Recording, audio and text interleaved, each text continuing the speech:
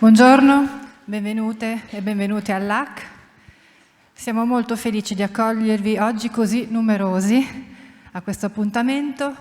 Vi porgo subito i saluti da parte del direttore artistico dell'AC e delle arti sceniche Carmelo Rifici, che è fuori città per la prima di una sua produzione, La pulce nell'orecchio, che forse qualcuno di voi ha avuto modo di vedere proprio su questo palco lo scorso anno e che appunto non poteva arrivare questa mattina, ma è molto felice di salutarvi e di accogliervi. Siamo molto felici per accogliervi in un momento di riflessione, di pensiero e di approfondimento che fa parte di un percorso che fa un po' da contrappunto alla stagione artistica dell'AC, un percorso che abbiamo chiamato Echi dal futuro.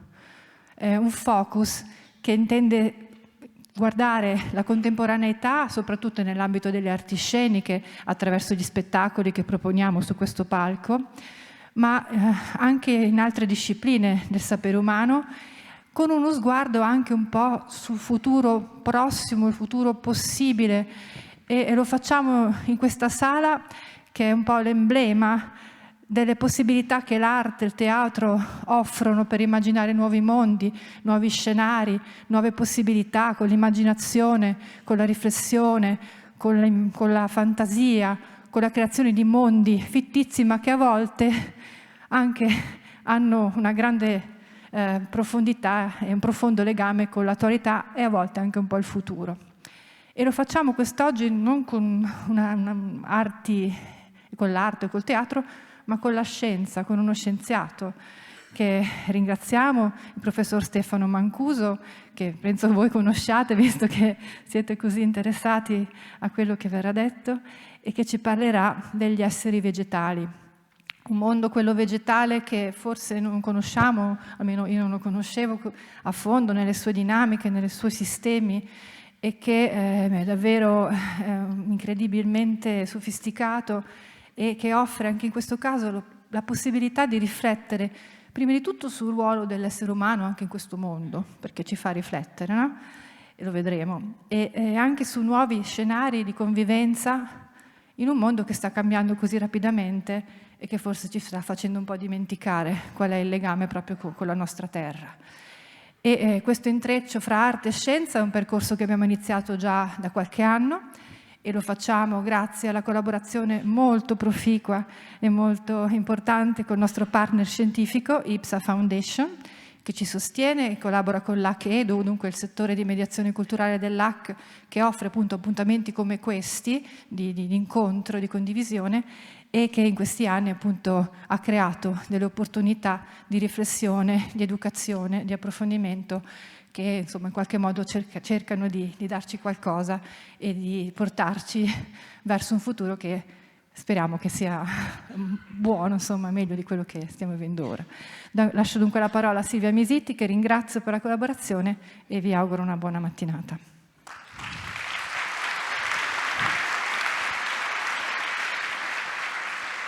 Grazie Isabella, grazie per l'introduzione, grazie anche per aver ricordato che Carmelo Rifici oggi non è potuto intervenire, era molto dispiaciuto.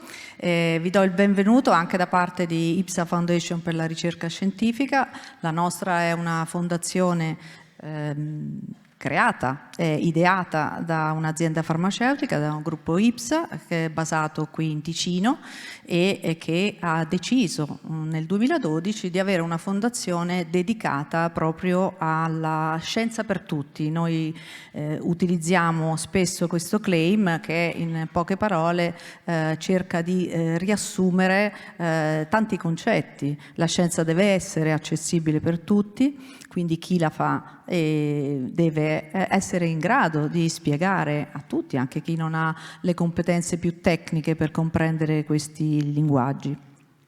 Siamo partner scientifici dell'AC e del Museo della Svizzera Italiana, il MASI, e con loro abbiamo creato un format che chiamiamo SciArt o SciArt più correttamente, che è proprio dedicato a questa continua contaminazione fra le arti e la scienza.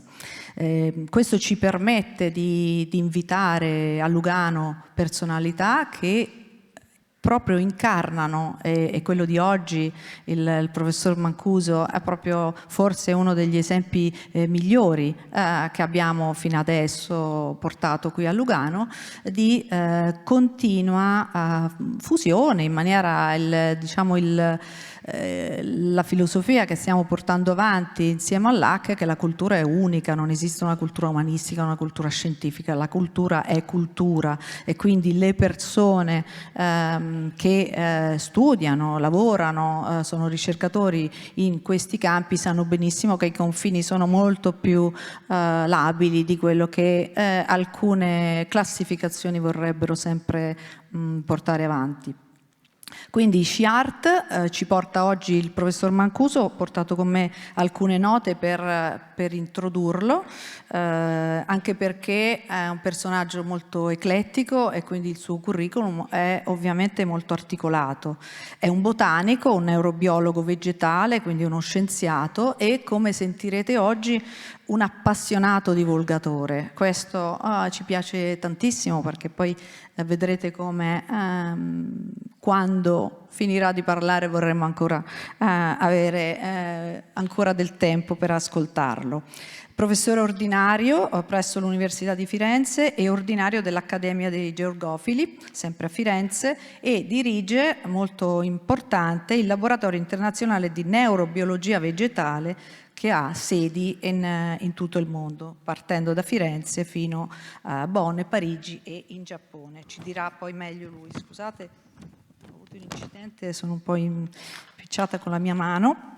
È stato il primo scienziato italiano, questo dal punto di vista della divulgazione lo vorrei sottolineare, a essere invitato nel 2010 come speaker in un TED Global tenutosi a Oxford, e il suo intervento ha milioni e milioni di visualizzazioni.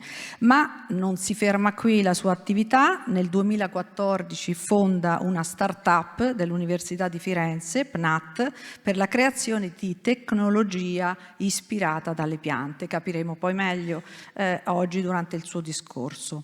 Ovviamente non poteva evitare di scrivere, valente scrittore, esordisce nel 2013 pubblicando Verde Brillante, e da lì tutta una serie di saggi, che alcuni poi li troverete all'uscita. Insomma, i suoi libri sono tradotti in oltre 20 lingue, quindi il successo anche di oggi dimostra quanto sia un personaggio molto conosciuto. Gli ultimi 2 libri che ha scritto sono opere inaudi, 2 romanzi, quindi rientriamo, no?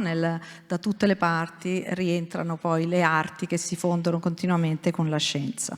Autore di vari podcast, e ho trovato nel suo curriculum una nota divertente che volevo dirvi. Nel 2022 è stato insignito del Fiorino d'Oro, che è il massimo riconoscimento della città di Firenze, e quindi anche questo volevo ricordarvelo. Io ringrazio la direzione dell'AC per averci messo a disposizione il teatro. Normalmente questi nostri incontri si svolgono nella hall dove siete entrati, ma la richiesta è stata incredibile, quindi grazie per avere il teatro con noi. A questo punto io direi che lo ascoltiamo e lo accogliamo con un grandissimo applauso, il professor Stefano Mancuso.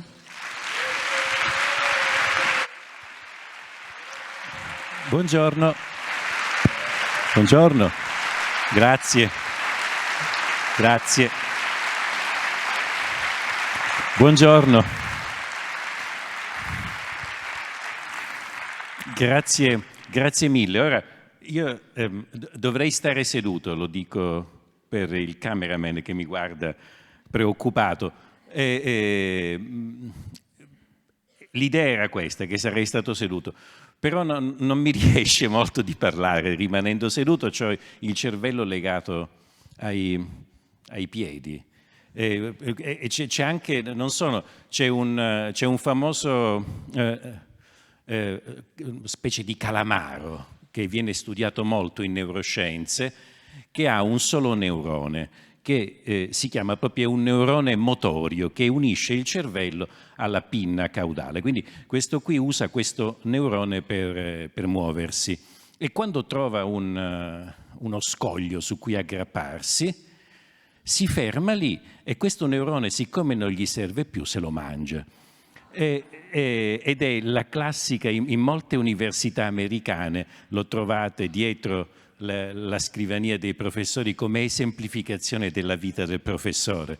Nel momento in cui c'ha la cattedra si mangia quell'unico neurone che aveva perché non gli serve più. Quindi io continuo a camminare.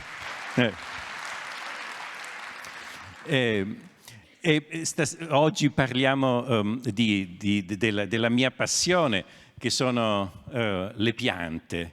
E probabilmente vi racconterò delle cose, mi auguro di raccontarvi delle cose che non sono così immediatamente note, o cose a cui probabilmente molti di voi non hanno mai pensato che si potessero applicare anche al mondo delle piante. Prima però di entrare nel mondo delle piante, io vorrei fare una piccola introduzione sul pianeta in cui viviamo, perché vedrete che è fondamentale parlarne e raccontare che cos'è questo pianeta. Quando avete presente quelle belle foto del nostro pianeta preso dallo spazio? Io sono sicuro che molti di voi l'avranno come sfondo del telefonino, del computer. Io per esempio ce l'ho come sfondo del telefonino. Beh, quell'immagine lì, quell'immagine del nostro pianeta a colori, presa dallo spazio, è un'immagine molto recente, nel senso che noi abbiamo visto per la prima volta il nostro pianeta dallo spazio a colori il 24 dicembre, la vigilia di Natale del 1968. Era la missione Apollo precedente a quella che l'anno successivo avrebbe portato l'uomo sulla Luna. In quell'occasione gli astronauti fanno una serie di orbite intorno alla Luna e fanno alcune foto magnifiche del nostro pianeta, una delle quali, sono certo che l'avrete vista tutti, si chiama The Earthrise, l'alba della Terra, e mostra il nostro pianeta che sorge dietro l'orizzonte lunare. Sono sicuro che l'avete vista perché è la foto più riprodotta della storia della fotografia. Quindi è quasi impossibile che voi non l'abbiate vista. Perché tuttavia vi sto parlando di questa visione del nostro pianeta? Perché quel vedere le cose cambia molto, come sa qualunque insegnante. Vedere è fondamentale per spiegare, per far comprendere dei concetti che altrimenti sono molto complessi da afferrare.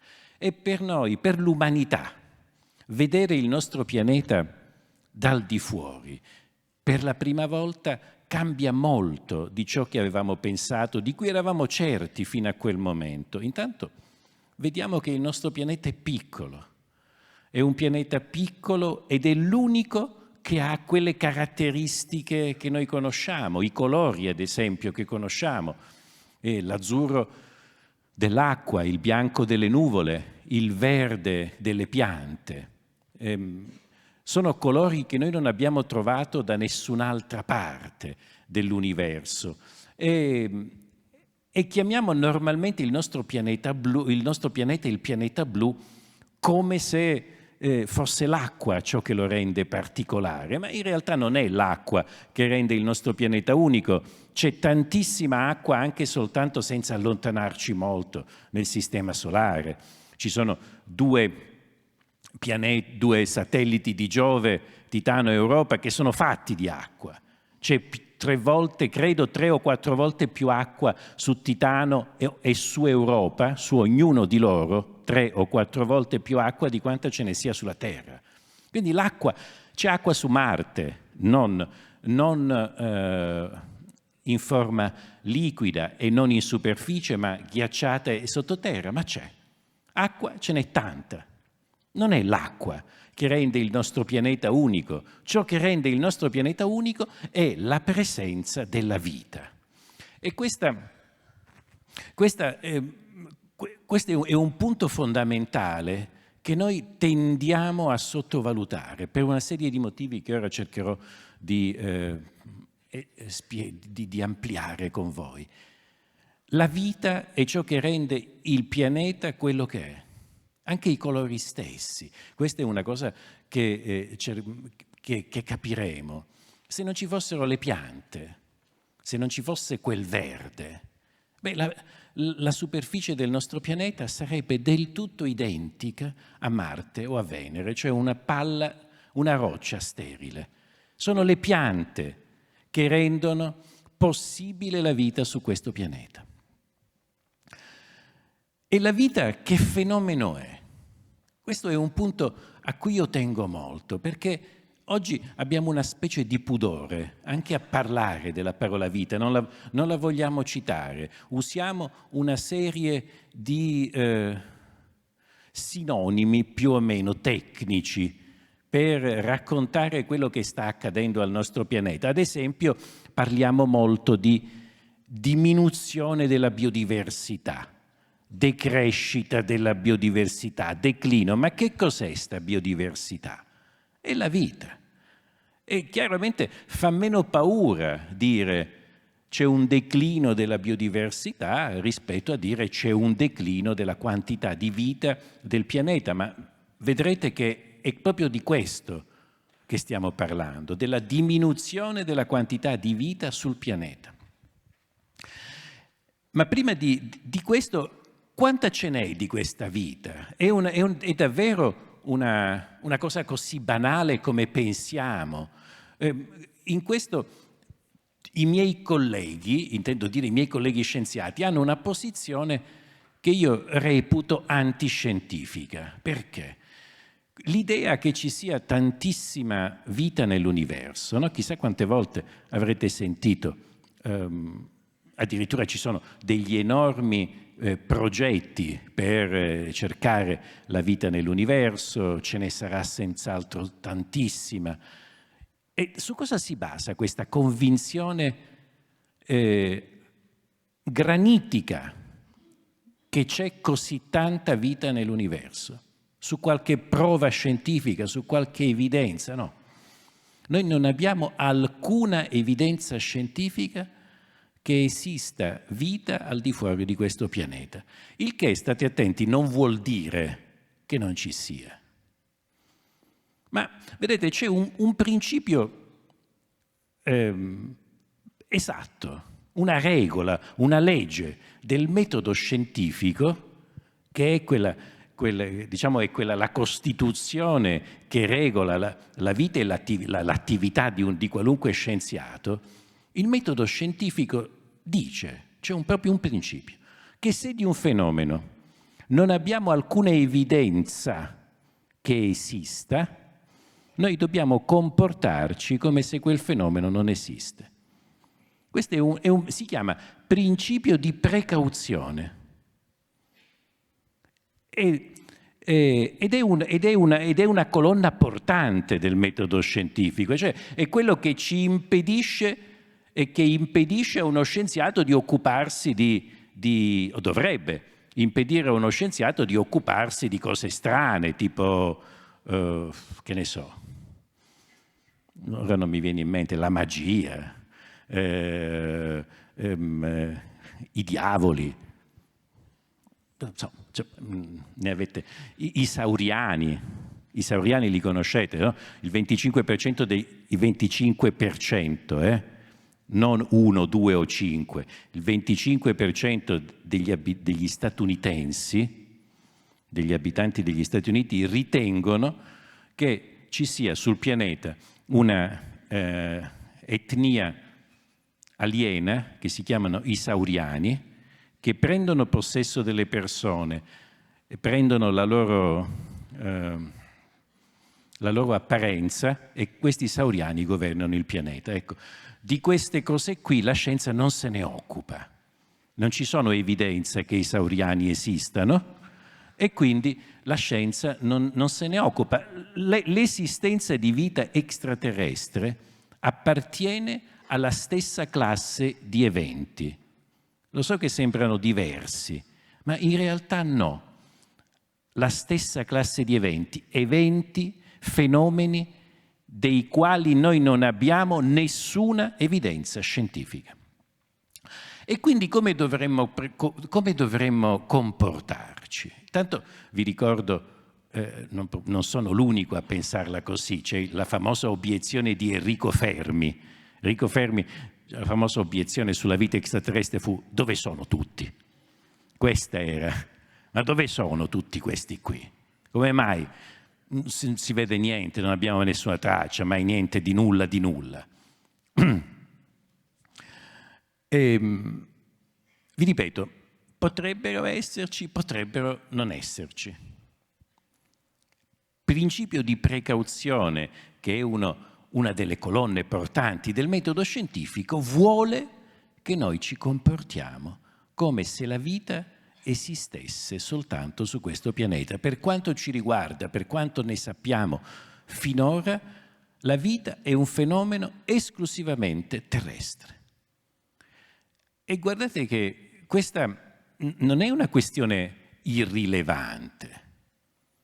Intanto quanta vita pensate, intanto diventa il fenomeno più raro dell'universo, ma lo era già. Poi, credete che ce ne sia tanta su questo nostro pianeta, che è l'unico luogo che ospita la vita, di questa vita su questo pianeta, quanta ce n'è? Noi abbiamo un'idea completamente sbagliata di questo fenomeno. Pensiamo che ce ne sia tantissima. Perché lo pensiamo? Beh, lo pensiamo perché noi siamo tutti vivi. Dentro di noi c'è vita, sopra di noi c'è vita, sotto di noi c'è vita. Siamo circondati dalla vita. E quindi pensiamo erroneamente che questa situazione speciale della nostra vita sia una situazione normale. Sapete come si chiamano questi fenomeni? Sono studiatissimi, si chiamano bolle cognitive.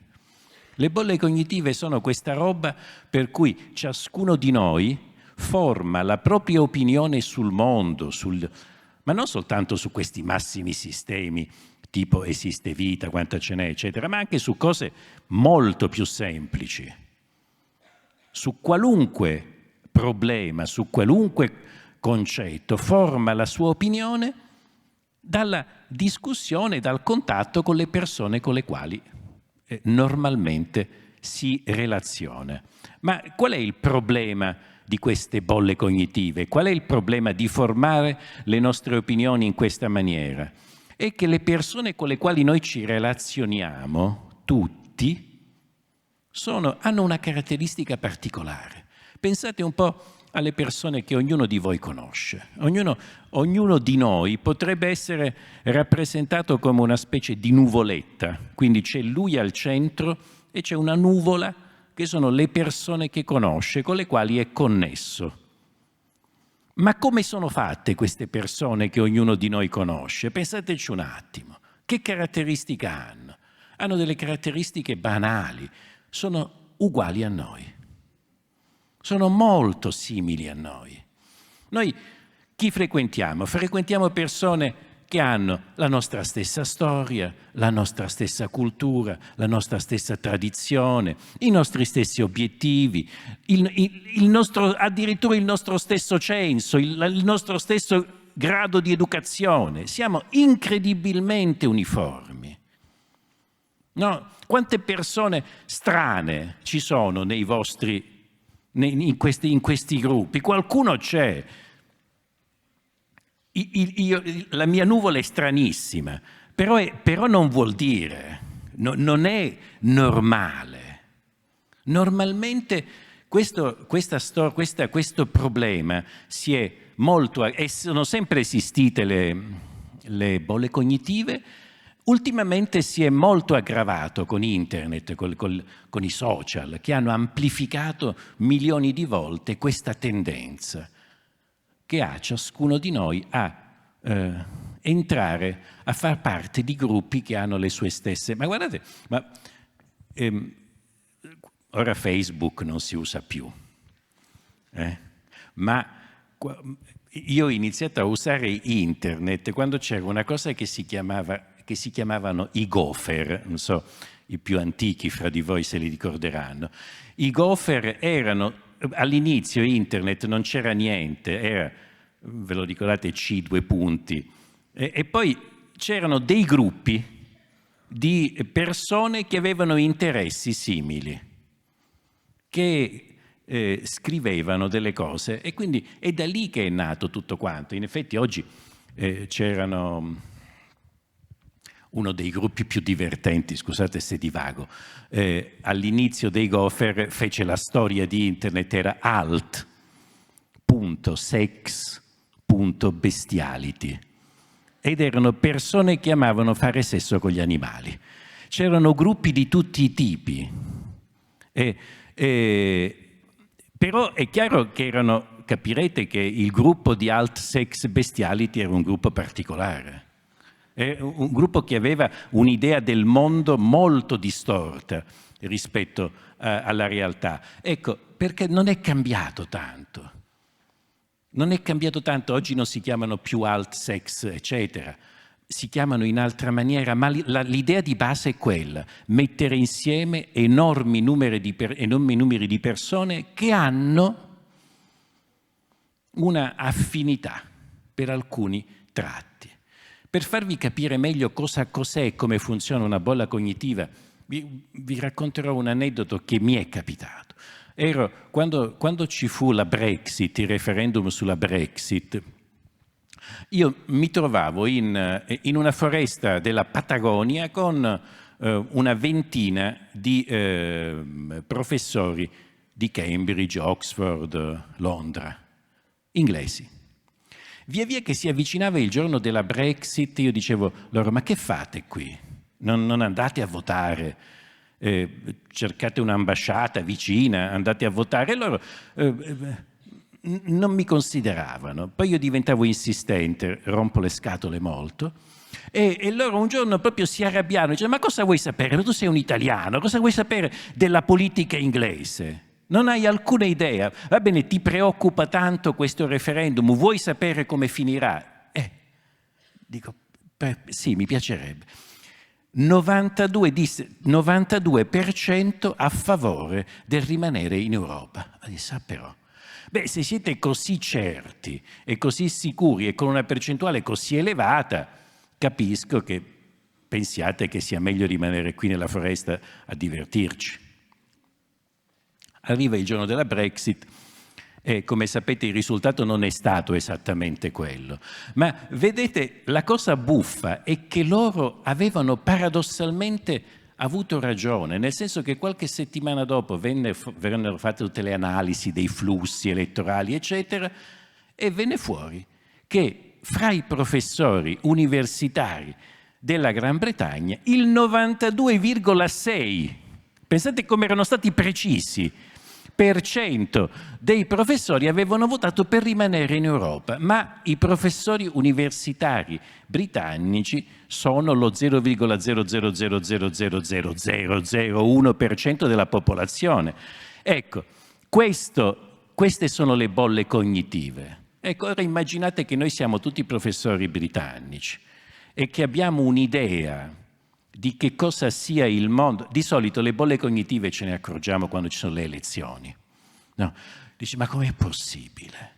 Da noi, le tue proprie, le elezioni da qualche altra parte. Dici, ma non è possibile. Come mai non avevo capito che il mondo era così diverso da come lo immaginavo? Torniamo alla vita. Abbiamo qui, e questa è una grossa bolla cognitiva, noi siamo parte della bolla dei viventi. Crediamo che la realtà sia tutta costruita così come è costruita in questa nostra minuscola bolla, cioè che ci sia tanta vita dappertutto. Guardate che la vita è rarissima anche su questo pianeta.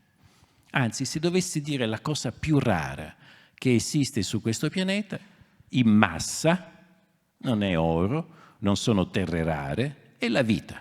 Sapete dove sta tutta la vita dell'universo che noi conosciamo? Dove sta? Su questo pianeta? Ma dove su questo pianeta? Su questo pianeta sta in uno straterello minuscolo chiamato biosfera, che è spesso al massimo 20 chilometri, ma sto esagerando, da 10 chilometri sotto il livello del mare a 10 chilometri sopra il livello del mare. Sto esagerando, sto proprio prendendo delle dimensioni molto più ampie. Tutta la vita che conosciamo sta lì. Il 97% della vita che conosciamo, che è tutta la vita, sta in uno strato di 5 chilometri. Avete presente quanto sono 5 chilometri?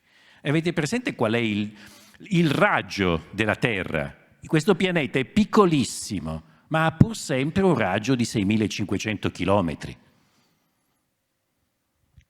Noi, tutta la vita che conosciamo, sta in questo straterello di 20 chilometri. 97% in 5, quindi è davvero rarissima. Non c'è niente di così raro come la vita. Ne conseguirebbe che cosa stiamo facendo, come ce ne prendiamo cura di questo fenomeno così raro. E questo è un punto fondamentale che ora affronteremo, ma prima vorrei chiarire un'altra bolla cognitiva. Come è fatta questa vita? Da cosa è costituita questa vita? Che è così rara? Da animali? Perché noi siamo uomini, noi siamo animali e quindi riteniamo, di nuovo, vedete le bolle cognitive, che tutta la vita sia questa.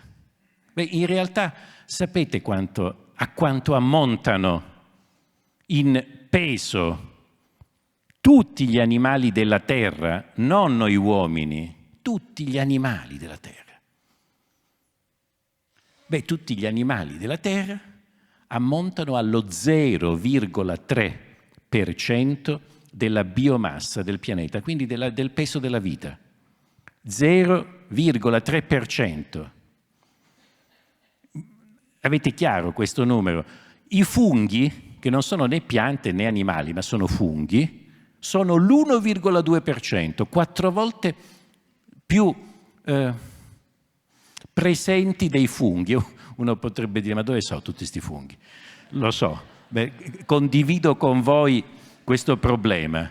Come mai quando io vado a cercarli sfuggono? Però sono 4 volte di più di noi animali. 4 volte di più. E le piante? Le piante sono l'87% di tutto quello che è vivo in peso. E poi, se volete sapere cosa manca, 100 i microrganismi. Quindi, se fosse un'analisi chimica, noi accanto alla voce animali avremmo un tracce irrilevanti. 0,3% non è nulla. E anche noi uomini, in questo 0,3% siamo del tutto irrilevanti. Noi siamo lo 0, rispetto alla biomassa del pianeta, siamo lo 0,006%. Sembriamo tanti, vero? Siamo sempre tanto preoccupati, siamo 8 miliardi e mezzo. Dove li mettiamo tutte queste persone? Ma lo sapete quanti siamo? Noi l'altro giorno, io sono un avido utilizzatore di ChatGPT e altri sistemi di intelligenza artificiale per stupidaggini di questo tipo. ChatGPT, che volume ha un uomo medio? Lo sapevate? No, ChatGPT me lo ha detto. 68 litri. Dico, e quindi se moltiplichiamo 68 litri per 8 miliardi e mezzo, quanto viene? Me lo ha fatto. E poi gli ho detto, scusami, e quindi il volume totale dell'umanità che cos'è? Me lo ha detto. E gli ho detto, se lo volessimo rappresentare come un cubo, che cosa sarebbe? Tutta l'umanità. Ma lo sapete cos'è? Tutta l'umanità è un cubo di 800 metri di lato. 800 metri. Cioè noi facciamo un cubo di 800 metri di lato e dentro ci mettiamo tutta l'umanità. E uno dice, vabbè, ma te li stai pressando assai. Va bene. E infatti dopodiché mi sono fatto da solo questa obiezione. Ho detto, sono pressati. Dico, ma se li mettiamo invece uno accanto all'altro? Ho detto, che superficie prendono? Tutta l'umanità. E l'ho chiesto di nuovo a ChatGPT, senti, mi fai questo calcolo? Lo sapete che superficie prende tutta l'umanità messa di lato, così come siete messi voi ora? È un quadrato di 17 chilometri. Poi allora ho detto, scusa, una curiosità, ma 17 chilometri per 17 chilometri è la superficie di quale comune italiano? E mi è venuto fuori una cosa divertente, Comacchio. A Comacchio entra tutta l'umanità. Dopodiché, non so se state seguendo le cronache italiane, abbiamo un grosso problema con Roccaraso ultimamente. E io volevo scrivere al sindaco di Roccaraso dicendogli, ma di che ti stai preoccupando? Che potrebbe entrare tutta l'umanità a Roccaraso. Quindi che viene qualche pullman. Però pensate quanti siamo pochi. Siamo davvero pochissimi. Eppure pensate quanto siamo dannosi. Cosa sta combinando questo cubo di 800 metri di lato? Perché questo è il punto fondamentale. A questo punto, ora che sappiamo com'è fatta la vita e abbiamo capito che è una vita molto diversa da quella che immaginavamo prima, il secondo punto da chiederci è in che stato è, ovviamente. Come sta messa sta vita? Questo fenomeno, il fenomeno più raro dell'universo, ce ne stiamo prendendo cura o no? E allora, ora purtroppo vi comincerò a darvi un po' di numeri che sono meno divertenti rispetto a quelli di cui abbiamo parlato finora. Ad esempio, nel 2021, cominciamo da una data, nel 2021 accade su questo pianeta qualche cosa che è veramente epocale nel senso che divide la storia di questo pianeta fra un prima e un dopo, e non è il Covid. Così come noi non ci ricordiamo del 1918 perché c'è stata l'influenza spagnola, ci ricordiamo del 1918 perché c'era un evento molto più grave che era la Prima Guerra Mondiale. Ecco, ugualmente, qual è questo evento così grave che fra qualche secolo noi ricorderemo il 2021 come un momento chiave nella storia del nostro pianeta? Dal 2021 ci sono su questo pianeta più materiali sintetici prodotti dall'uomo in peso che vita. Io ve lo ripeto perché voi abbiate chiaro, questo cubo, Roccaraso, la superficie di Roccaraso ha prodotto materiali sintetici tali da superare il peso della vita di questo pianeta.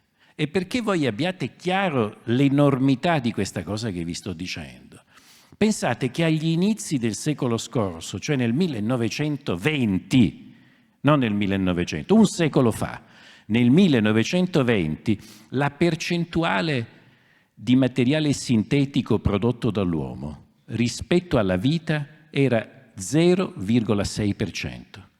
Avete capito? Cioè, in un secolo abbiamo ribaltato completamente questa percentuale. Intanto questi materiali sintetici cosa sono?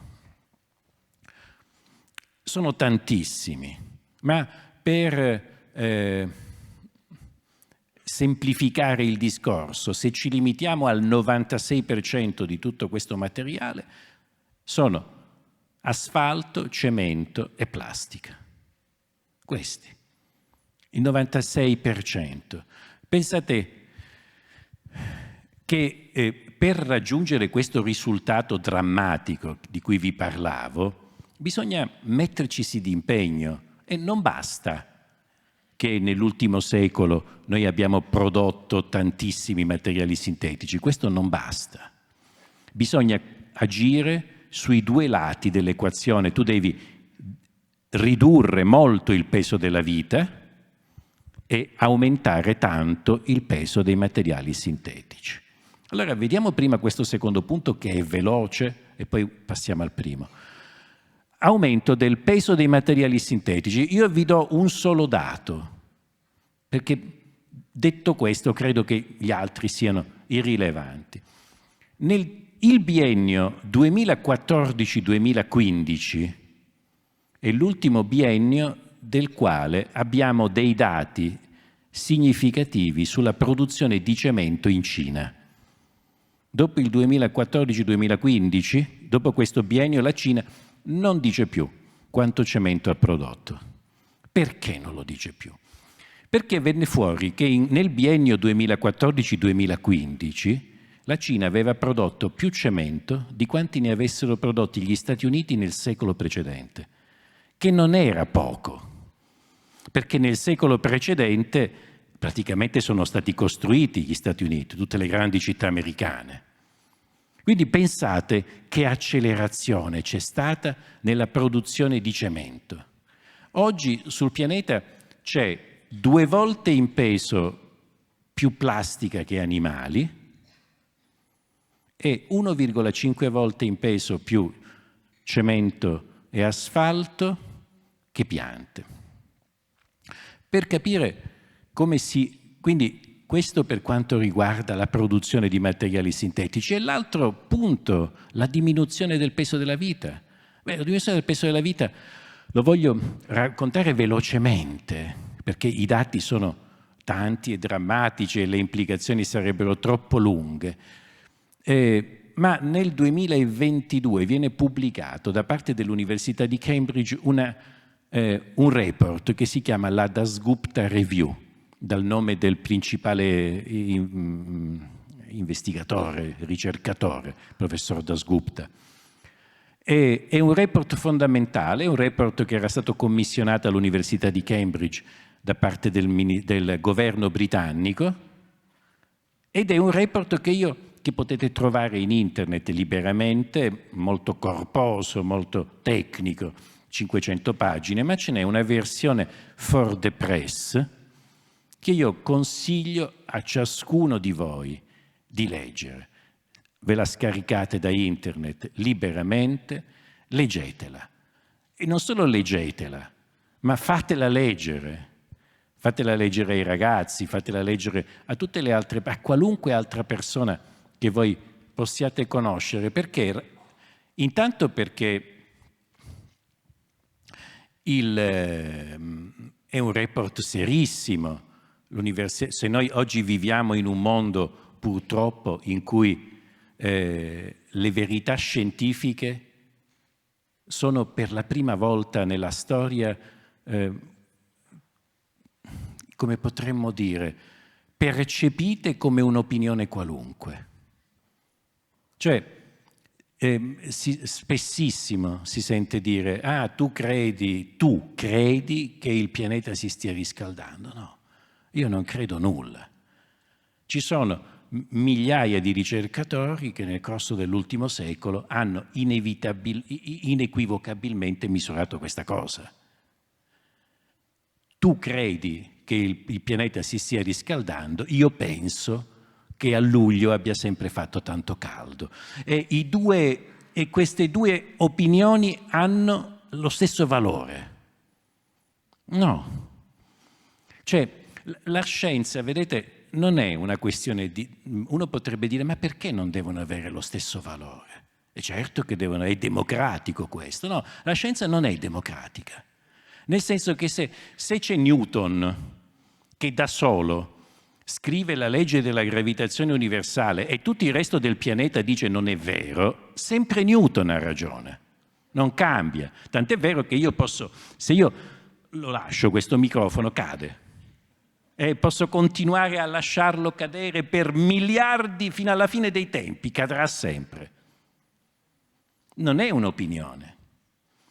Ecco, oggi viviamo in un mondo in cui non è che la scienza, la verità scientifica, io non sono un fanatico che pensa che la scienza risolverà tutto, però è un sistema. La scienza è un metodo che è la cosa fallibile, ma più il meglio che finora l'umanità si è data per la ricerca della verità. Punto. Non è. Si può fare molto meglio, si potrà fare molto meglio, ma al momento questo sistema è il migliore che abbiamo. Voi direte, ma come le verità cambiano? Sì, le verità cambiano in funzione di ciò che sappiamo fino a quel momento. Bene, scusate questa parentesi sul metodo scientifico che insisto essere fondamentale. L'Università di Cambridge è ancora oggi uno dei centri più seri, più prestigiosi del pianeta di elaborazione scientifica, quindi possiamo credere a quello che scrive nel report questi 150 ricercatori dell'Università di Cambridge. Perché vi ho fatto questa premessa? Perché voi, se aprite questo report, semplicemente la versione for the press, leggerete delle cose che vi renderanno increduli. Direte, no, non è possibile, questa è proprio una stupidaggine. No, questa cosa qui, da dove se la sono cacciata di testa? E quindi dovrete fare uno sforzo per pensare, no, ma guarda che non siamo al bar, non me lo sta dicendo il mio vicino di bar, me lo stanno dicendo 150 ricercatori dell'Università di Cambridge, perché sapete che cosa c'è scritto? Uno dei dati che dice, che c'è scritto in questo report quando si parla di perdita di biodiversità, perdita di vita. Dice il report che dal 1970, quindi stiamo parlando di 50 anni fa, dal 1970 ad oggi, su questo pianeta ottimisticamente c'è scritto, ci sono il 50% in meno di animali. Non so se avete capito cosa vi sto dicendo. Ottimisticamente il 50% in meno degli animali. Ma sembra impossibile in 50 anni. Che significato ha? Continua e dice, quando io ero bambino, sono sempre stato appassionato di natura, di piante, di animali. E fin da piccolo ho partecipato, per esempio, alle proteste del WWF. Ve le ricordo? Il WWF protestava perché dovevamo proteggere delle singole specie. Io ho fatto la protesta per proteggere la balena azzurra, la foca monaca, il cervo sardo. Tutte queste cose che oggi mi chiedo, ma quanto eri scemo? Cioè, che cosa andavi a fare? Tu ti preoccupavi del cervo sardo e della foca monaca quando nello stesso periodo la vita di questo pianeta stava scomparendo. Perché vedete, sapete che cosa questi di cui mi preoccupavo io e ci preoccupavamo tanti già allora, erano specie, singole specie. Oggi sapete che cosa scompaiono? Scompaiono una cosa che forse molti di voi non sapranno cosa sono, i taxon. Cos'è un taxon? Sono degli enormi gruppi di specie, per esempio i mammiferi, gli anfibi. Ecco, gli anfibi. Gli anfibi, cos'è successo agli anfibi? Ci dice la Dasgupta Review che dal 1970 ad oggi su questo pianeta c'è il 91% di anfibi in meno. Ce ne sono rimasti il 9%, non so se avete capito.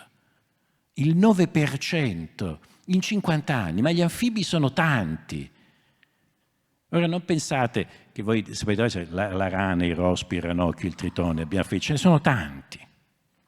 Sono tantissimi. Sono scomparsi tutti, ne è rimasti il 9%.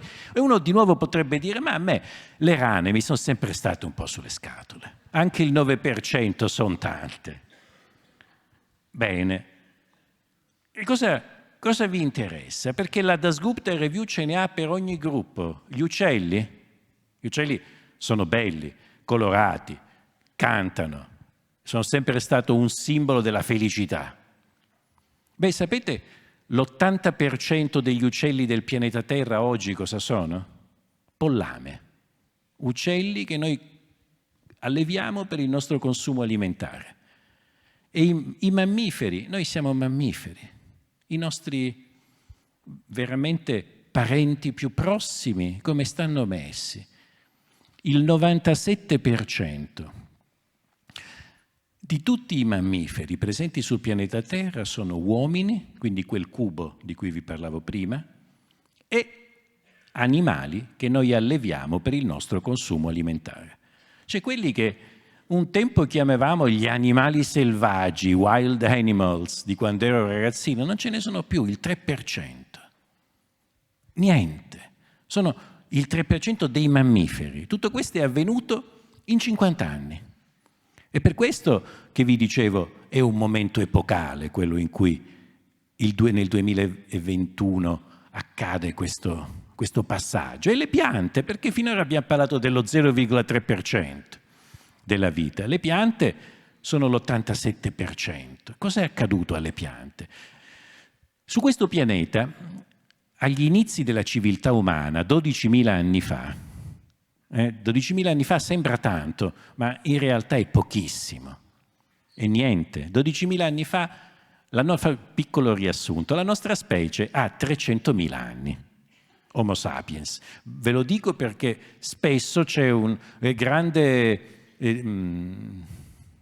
confusione sull'età dell'uomo. Si sente dire i nostri antenati di milioni di anni fa. Sì, antenati, ma non sono Homo sapiens. Lucy era un australopiteco, viveva sugli alberi. Era una cosa molto diversa da noi. Homo sapiens appare su questo pianeta 300.000 anni fa. Per 288.000 anni se ne va in giro in gruppi nomadi di 30-50 individui come qualunque gruppo naturale, cacciando e raccogliendo ciò che gli serve per sopravvivere, quindi senza fare danni eccessivi. Come vi ripeto, qualunque gruppo naturale. Poi 288.000 anni fa inventiamo l'agricoltura. Cioè ci accorgiamo che se mettiamo dei semi per terra, da lì nascono le piante che possiamo mangiare senza stare a perdere tempo ad andarcene in giro a cercare tutto quello che facevamo fino a quel momento. Nasce la civiltà umana, perché diventiamo stanziali ovviamente, quindi è una grande rivoluzione. Non siamo più nomadi, ma dobbiamo aspettare che le piante crescano e quindi dobbiamo stare lì, fermi, costruiamo le nostre prime città. Civiltà viene da civis, da città.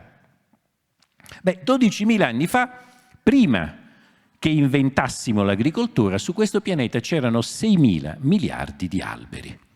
Quindi il nostro pianeta era completamente coperto da foreste. Oggi sapete quanti ce n'è? La metà, 3.000 miliardi. E uno potrebbe pensare, beh, non è mica male. 3.000 miliardi, ma in 12.000 anni, e potreste aver ragione. Ma 2.000 miliardi noi li abbiamo tagliati negli ultimi 2 secoli. E questo è un fatto invece di una drammaticità talmente grande che è straordinario che noi non ne parliamo mai. Intanto perché? Io do per scontato che chiunque sia in quest'aula, in questa sala, sappia che il riscaldamento globale è opera dell'uomo. Lo do per scontato, se c'è qualcuno che pensa che non lo sia, sappia che è in errore. Il riscaldamento globale è opera dei gas clima alteranti prodotti dall'uomo. Fra questi, il più importante di tutti è l'anidride carbonica. Questa anidride carbonica va nell'atmosfera, impedisce al nostro pianeta, che si riscalda con i raggi del sole, di raffreddarsi. Si raffredda molto meno di quanto si raffreddava un tempo e questo fa sì che la temperatura aumenta. Di quanto aumenta? Gennaio 2025, l'ultimo mese, febbraio ancora deve finire. Febbraio 2025 del 2025 è l'ultimo mese in ordine, partendo da marzo del 2023 che diventa ogni mese il mese più caldo, più mai misurato. Non so se sono stato chiaro, forse no. Marzo 23 era il mese di marzo più caldo mai misurato. Poi dopo di lì c'è stato aprile, maggio, giugno, luglio, agosto, settembre, ottobre, novembre, dicembre, gennaio, febbraio, marzo di nuovo. Ognuno di questi mesi è stato il mese più caldo mai misurato.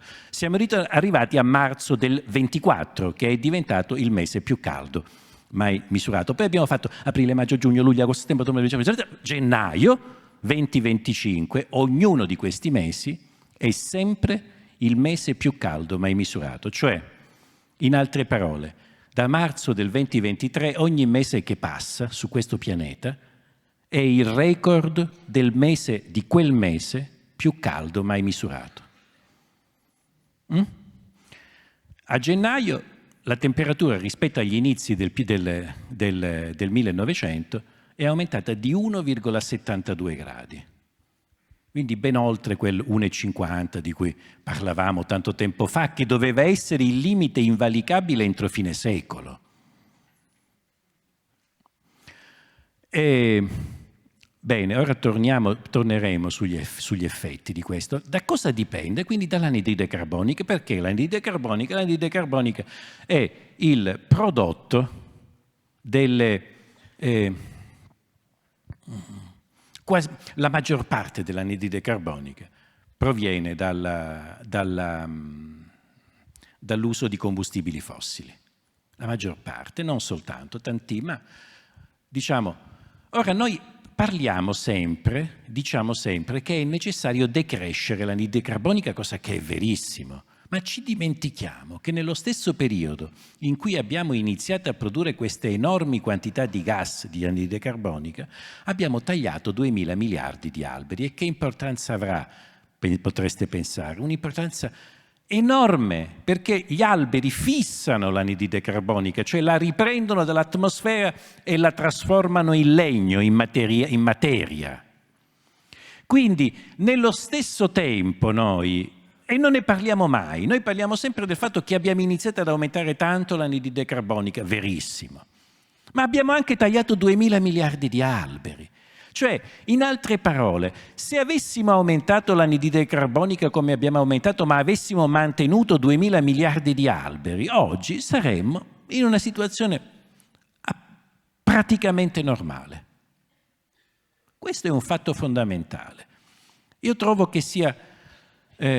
strano che non se ne senta parlare, cioè che parliamo soltanto di un lato dell'equazione, l'aumento di anidride carbonica. Certamente che quella è una causa, ma è altrettanto una causa 2000 miliardi di alberi. Avete idea di quanto siano 2000 miliardi di alberi? Perché se no sempre i numeri rimangano sempre un po', vedete, prima avete visualizzato questo bel cubo di 800 metri di umanità e io immagino che vi rimarrà. Beh, cosa sono 2000 miliardi di alberi? Sono un po' più di 2 volte la superficie degli Stati Uniti a foresta. Questi sono 2000 miliardi di alberi. È tanto, tantissimo. Quando ci preoccupiamo della sparizione dell'Amazzonia, no? La sparizione della foresta primaria, uno si potrebbe chiedere, ma come mai? Anzi, io ho partecipato... Anni fa partecipavo ancora alle COP, sapete, le riunioni in cui si discute di che cosa devono fare gli stati per limitare il riscaldamento globale. Poi ora è un po' di anni che non ci partecipo più, ma quando ci partecipavo tante volte ho sentito discussioni di questo tipo. Ma sta Amazzonia, ora non era detto in questi termini come ve lo dico io, ma il senso era questo, questa Amazzonia. Ma perché ce l'hanno quelli dell'America Latina? L'avessimo noi, sapremmo come prendercene cura. Questo era il senso, non era detto in questi termini brutali, ma il senso era esattamente questo. E io intervenivo dicendo, scusate, no, dico, loro ce l'hanno perché noi l'abbiamo tagliata.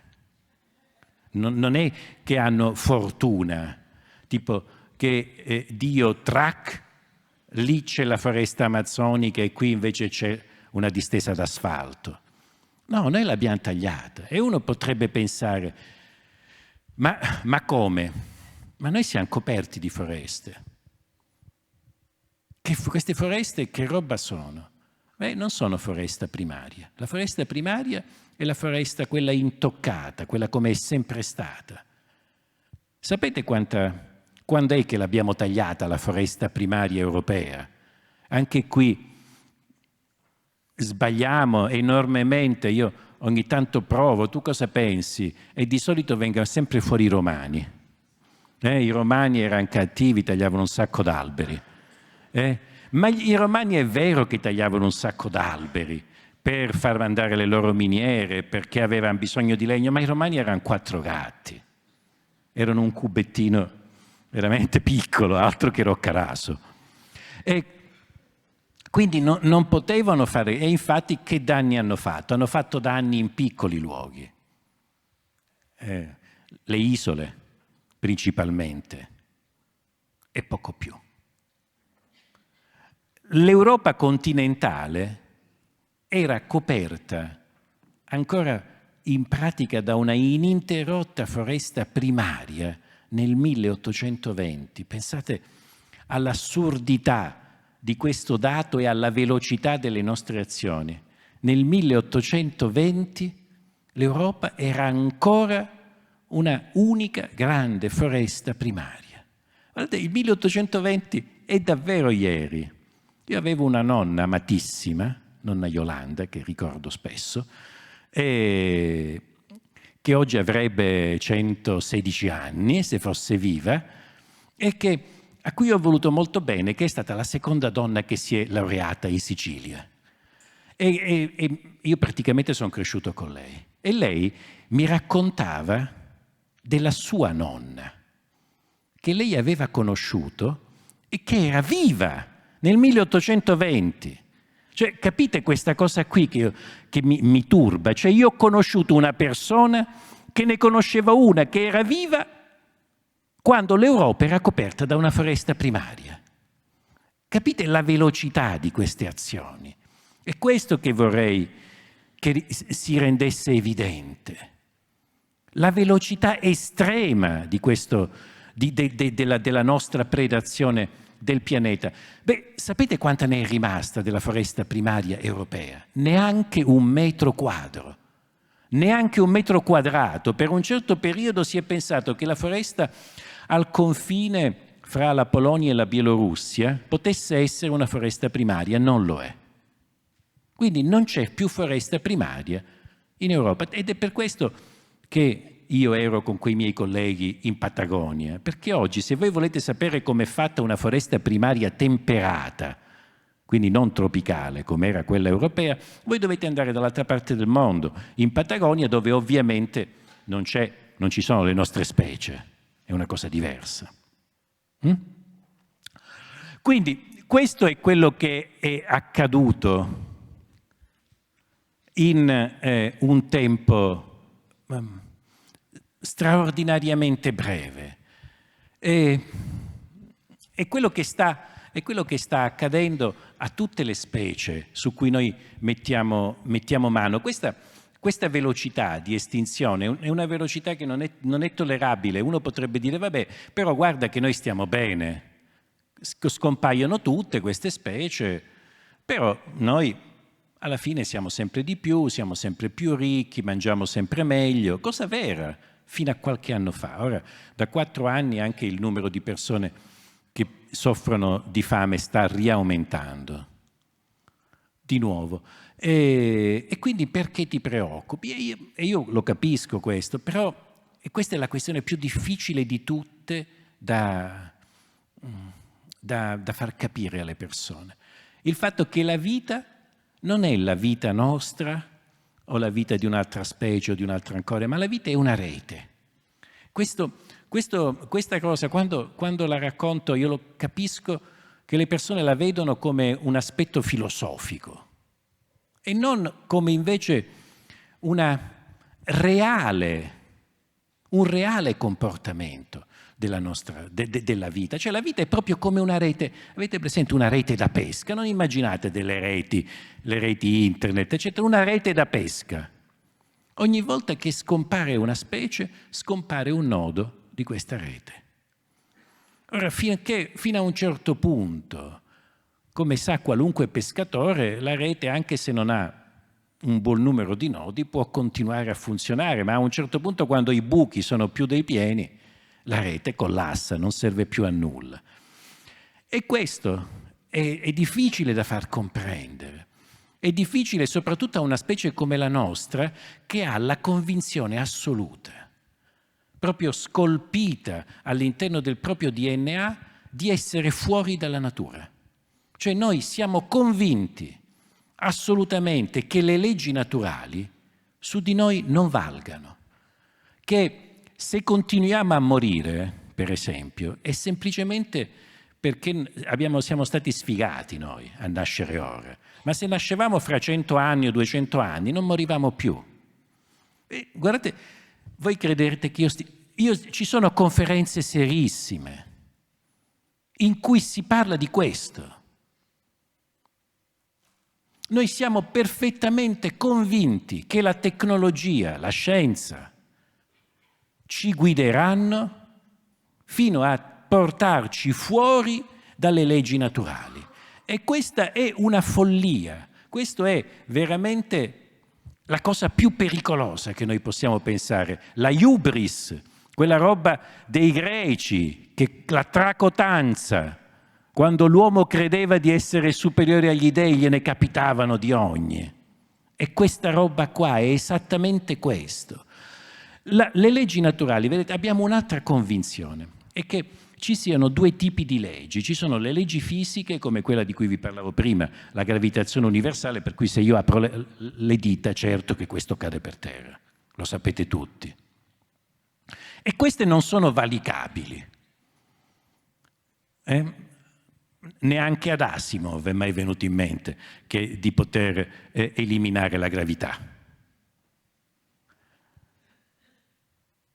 Ma le leggi naturali sì, le leggi naturali noi riteniamo che non abbiano la stessa validità di quelle fisiche, siano qualche cosa di più labile, che sia possibile aggirare, trasformare, modificare, in maniera che noi non ne abbiamo assolutamente alcuna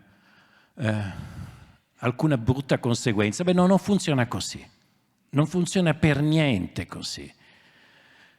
Funziona che noi dovremmo sapere esattamente ciò che stiamo facendo e dovremmo sapere anche che cosa fare.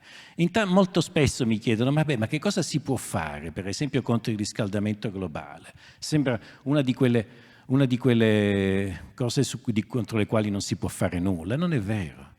Pensate che se piantassimo io insisto con sta roba, rischiando di farmi prendere per scemo, se piantassimo 1.000 miliardi di alberi, cosa che non è così assurda, se piantassimo 1.000 miliardi di alberi in 10 anni, noi riusciremmo a riassorbire il 30% del surplus di anidride carbonica che abbiamo prodotto, cambiando la storia della nostra specie, regalandoci 100 anni in più almeno, in cui trovare delle soluzioni più serie. E ogni volta che abbiamo pubblicato un sacco di lavori, dimostrando che la cosa è possibile, ma ogni volta ci sono soltanto critiche, ma dove li metti 1.000 miliardi di alberi? C'è tutto lo spazio possibile. Pensate, abbiamo pubblicato un lavoro su Nature qualche mese fa in cui dimostravamo che soltanto rimanendo nei 10 chilometri intorno alle città del pianeta, escludendo tutte quelle dove non si poteva mettere alberi, quelle dove ci sono i deserti, quelle dove è troppo freddo, eccetera, eccetera, soltanto, quindi escludendo tutto l'escludibile, rimanendo nei 10 chilometri di diametro intorno alle nostre città, noi potevamo mettere 300 miliardi di alberi. Cioè, senza neanche andare in giro in posti strani. Quindi, figuratevi se non possiamo mettere 1.000 miliardi di alberi. Le critiche sono, non c'è posto, ovviamente, spero, insomma, leggetevi gli articoli, non è vero. È difficile, questa è l'altra cosa che mi fa veramente uscire di senno. come si fa? È difficile, ma come è difficile? Non abbiamo 1.000 miliardi di alberi, e beh, produciamoli. Cioè se io, vedete, quando qualche anno fa Elon Musk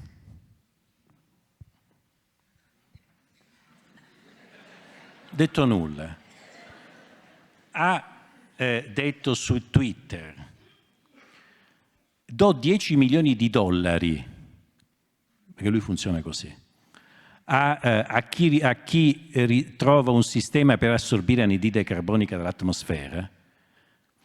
Ci sono stati in tanti, fra i cui io, a scrivere cielo. Si chiamano alberi e fanno esattamente questa cosa. Vedete, sembra paradossale, ma se io oggi, invece che parlarvi di alberi, fossi venuto qui con un palo in alluminio fosforescente luminoso e con un telecomando, no? E avessi fatto una scena tipo tutto nero e poi è now e appare sto palo luminoso, the first oggetto, palo ad alto assorbimento di anidride carbonica del pianeta, avremmo il mondo dedicherebbe a questo palo le copertine di tutti i suoi giornali. Però siccome si chiamano alberi, no. Beh, sappiate allora che oggi per ogni euro che voi investite in alberi fissate 1000 volte più anidride carbonica della migliore tecnologia umana inventata per fissare anidride carbonica. Quindi capite che il problema non sta che non abbiamo un sistema per fissare l'anidride carbonica, è semplicemente che non abbiamo una tecnologia da brevettare con la quale fare tanti soldi. È semplicemente questo, per quanto io penso che anche piantando 1.000 miliardi di alberi ci si possa fare tanti soldi. Perché no?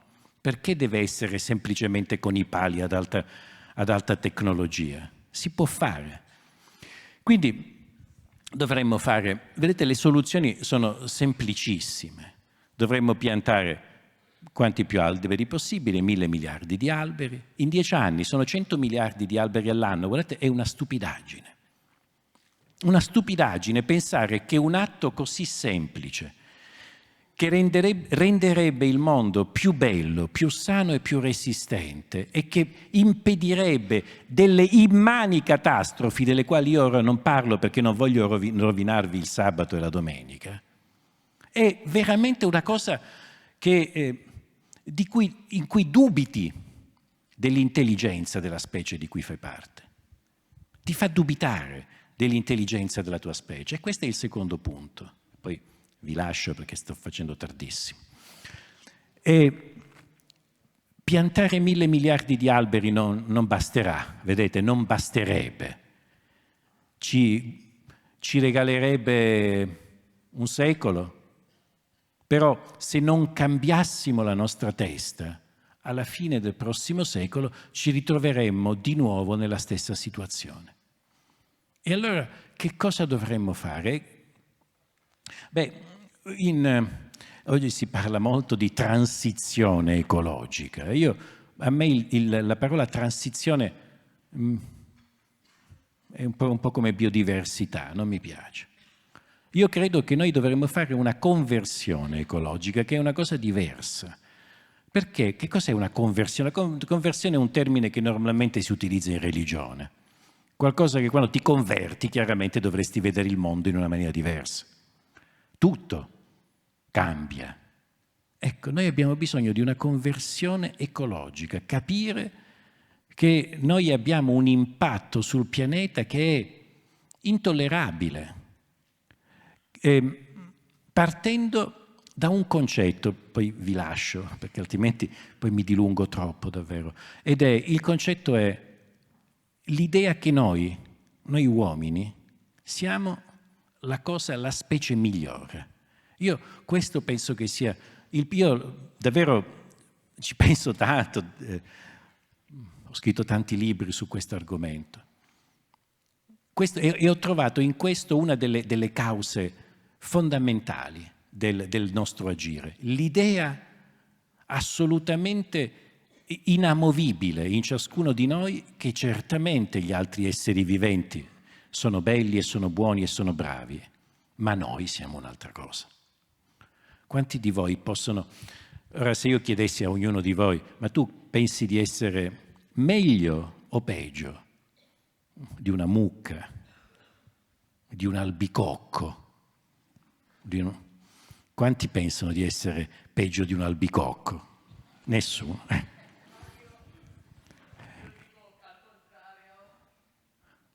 Tu pensi al contrario, mi fa piacere, questo è bello perché è la diversità.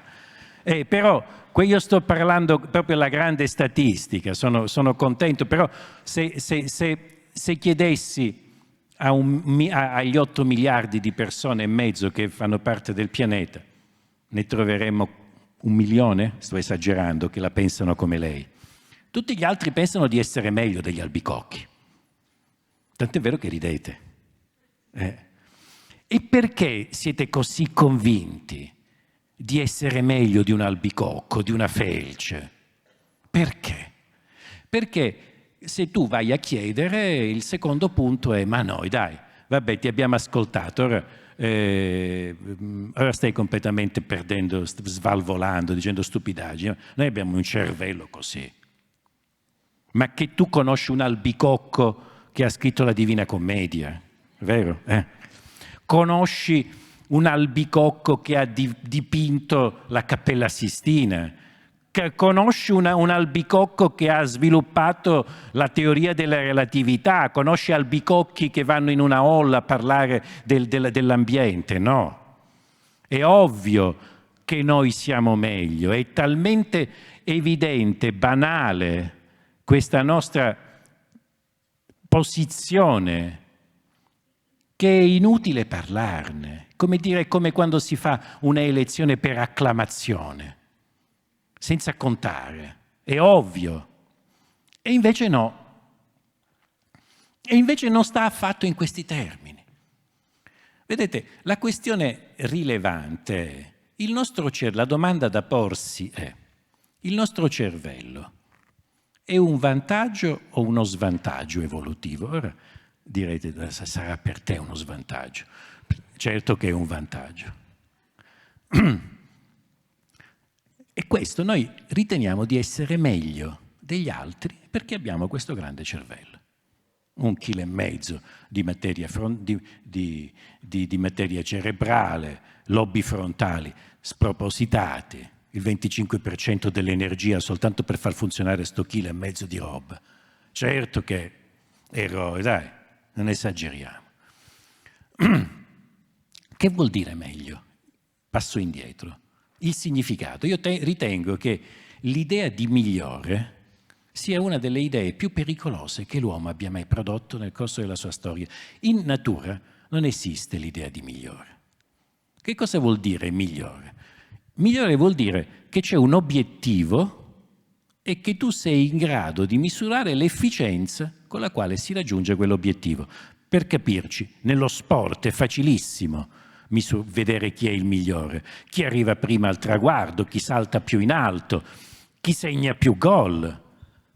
C'è un obiettivo e c'è una maniera per misurare come si raggiunge quell'obiettivo, e chi è maggiormente efficiente è il migliore. Ma la vita, la nostra vita, la vita delle altre specie, che ha a che fare con una gara, c'è un obiettivo finale che condividiamo con tutte le altre specie? Certo che c'è. E non è scrivere la Divina Commedia. L'obiettivo fondamentale di qualunque specie si chiama sopravvivenza della specie. E il motivo è di una banalità talmente grande che io ho un po' di pudore anche ad esporvelo. È chiaro che la sopravvivenza della specie è ciò che è importante. Se ci estinguessimo tutti domani, chi andrebbe a vederla la Cappella Sistina? I cinghiali. Cioè, è chiaro che tutto quello che noi facciamo serve per noi, ma l'obiettivo fondamentale è la sopravvivenza della specie. Tutti gli altri obiettivi che ciascuno di noi può avere, che l'umanità può avere, sono dei corollari, delle dipendenti da questo obiettivo fondamentale che è la sopravvivenza della specie, obiettivo che noi abbiamo dimenticato. Allora, guardate, Questo è l'obiettivo, è la gara che noi facciamo con tutte le altre specie. Quando pensiamo di essere migliori, questa è la gara sulla quale ci dobbiamo misurare. E allora, come quando se io dovessi fare una gara di salto in alto, andrei dal giudice a chiedergli: scusa, quegli altri che si sono iscritti qui quanto saltano in media? E lui mi dice: ma guarda che qui 2 metri li saltano tutti. E tu dici: va bene, me ne vado. E allora chiediamoci, in questa gara si può avere quanto sopravvivono le specie? Si può avere questa misurazione o no? Certo che si può avere, lo sappiamo esattamente. Sappiamo i grandi campioni di questo obiettivo sono le piante. Ci sono piante, ve ne cito una, il ginkgo biloba, è qui da 240 milioni di anni. Ma lasciamoli perdere i campioni, no? Non è che ci guardiamo, parliamo coi campioni, noi parliamo della grande media. Qual è la vita media di una specie, prendendo tutte le specie del pianeta? La vita media quant'è? Vedete, le specie, questo è il bello, sono come gli individui. Un individuo nasce, cresce e muore. E le specie fanno la stessa cosa. Nascono, si moltiplicano e poi si estinguono. E sapete quanto tempo passa fra un capo e l'altro della loro vita? In media 5 milioni di anni. Ora, abbiamo un dato su cui ci possiamo agganciare qualche cosa. Già abbiamo un numero, non un'opinione. Io sono meglio di un albicocco, basta. 5 milioni di anni. Quanti anni abbiamo noi, la nostra specie? Ve l'ho detto prima, 300.000. Cosa vorrebbe dire? Vorrebbe dire che se noi fossimo come tutte le altre specie, non meglio, come tutte le altre specie, dovremmo sopravvivere altri 4.700.000 anni. Vi torna? È semplice, no?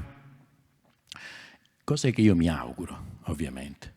Però pensate a quello che abbiamo fatto negli ultimi 12.000, negli ultimi 2 secoli, negli ultimi 50 anni, e poi pensate alla nostra specie proiettata nei prossimi 100.000 anni, 1 milione di anni.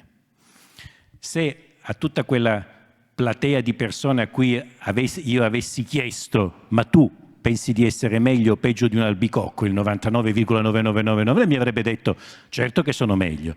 Se poi alle stesse persone avessi chiesto: ma tu pensi che l'uomo sarà qui sempre fra 1 milione di anni? Il 99,999 mi avrebbe detto: sei scemo. 1 milione di anni, avete presente cos'è 1 milione di anni? L'intera civiltà umana ha 12.000 anni. Eppure perché? Perché non dovremmo essere qui? Certo. Allora, qual è l'attitudine? Che cosa dovremmo fare? Dovremmo essere umili e pazienti. Aspettare 4.700.000 anni prima di dire siamo meglio. Perché se fra 4.700.000 anni saremo qui, allora avremo dimostrato che questo grande cervello, di cui ci vantiamo così tanto, averlo o non averlo era la stessa cosa, eravamo nella media. Se vivremo oltre i prossimi 4.700.000 anni, allora dimostreremo che questo cervello è un vantaggio evolutivo.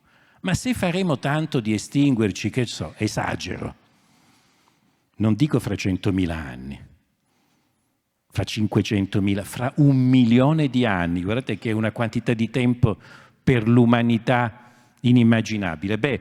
Se ci estinguessimo fra 1 milione di anni, saremmo la specie più stupida che è mai apparsa su questo pianeta. Nessuno mai è riuscito in una cosa del genere. Io ogni tanto mi metto nei panni di quei famosi extraterrestri che i miei colleghi vedono dappertutto, no? E penso a dei biologi, a dei miei colleghi di Alfa Centauri, no? Che hanno un canocchialone pazzesco e ci guardano e vedono quello che stiamo facendo, no? E si chiamano come io quando guardo il microscopio e trovo delle cose divertenti, no? Chiamo, vieni. Allora mi immagino loro che ci guardano e fanno, oh, vieni, guarda, questi sono appena apparsi. Si sono chiamati sapiens da soli e si sono estinti. E cioè, io non vorrei fare questa figura nell'universo. Ecco, far parte della specie più stupida che si mi è apparsa mi ripugnerebbe alquanto. Detto questo, io sono fiducioso. La mia personale convinzione è che il cervello sia un vantaggio evolutivo. È certamente un vantaggio evolutivo. E qual è il problema allora? È che è uno strumento potente e gli strumenti sono sempre difficili da maneggiare e noi siamo una specie bambina, appena nata. Ora provate, sapete, il martello è un bello strumento, però se tu glielo metti in mano a un bambino di 5 anni, quel martello sfascia la casa. Se fai in tempo a crescere, poi con quello stesso martello ne può costruire altre di case. Ecco, siamo esattamente nella stessa situazione. Per ora questo strumento meraviglioso lo stiamo usando soltanto per distruggere. Il problema è che l'unico vero problema è che abbiamo poco tempo per crescere, per capire che questo cervello qui lo dobbiamo usare per costruire e non per distruggere. Grazie mille. Grazie. Grazie mille. E piantate alberi. Grazie.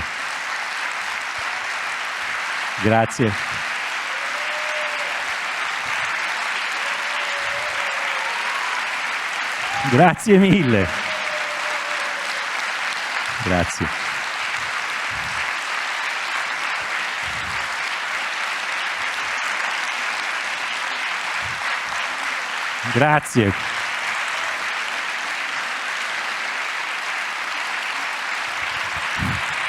Grazie mille. Arrivederci, grazie.